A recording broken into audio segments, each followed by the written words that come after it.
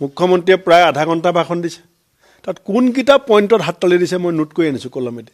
কেলৈ ময়ো বুজিবলগীয়া হৈছে যে অসমীয়া মহিলাই মুখ্যমন্ত্ৰী মুখৰ পৰা আধা ঘণ্টাৰ ভাষণ শুনোতে কোনকেইটা বিষয়ত হাততালি দিছে সেইটো কংগ্ৰেছ সভাপতি হিচাপে মই গম পোৱা নাছিলোঁ। মই 4 বছৰ প্ৰদেশ কংগ্ৰেছৰ সভাপতি আছিলোঁ, বহুত সভা সমিতি কৰিছোঁ, কিন্তু ইমান মহিলা যিকোনো কাৰণতে নহওক কিয় একেলগে গোটাব পৰা নাই।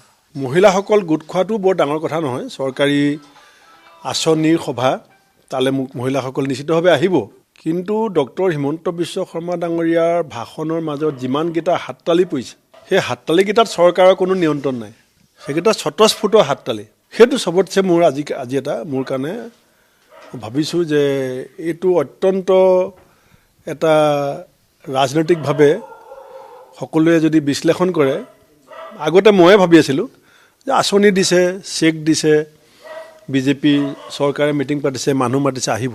কিন্তু মিটিঙৰ ভিতৰত মুখ্যমন্ত্ৰীৰ কিছুমান বক্তব্যৰ আলম লৈ পেলাই স্বতঃস্ফূৰ্তভাৱে জাউৰিয়ে যিটো হাততালি, সেই হাততালিৰ অৰ্থ মই বুজি পাওঁ, সেই হাততালিৰ গভীৰতা মই বুজি পাওঁ, আৰু সেই হাততালিয়েই মুখ্যমন্ত্ৰীক দিছপুৰত পুনৰবাৰ প্ৰতিষ্ঠা কৰিবলৈ গৈ আছে।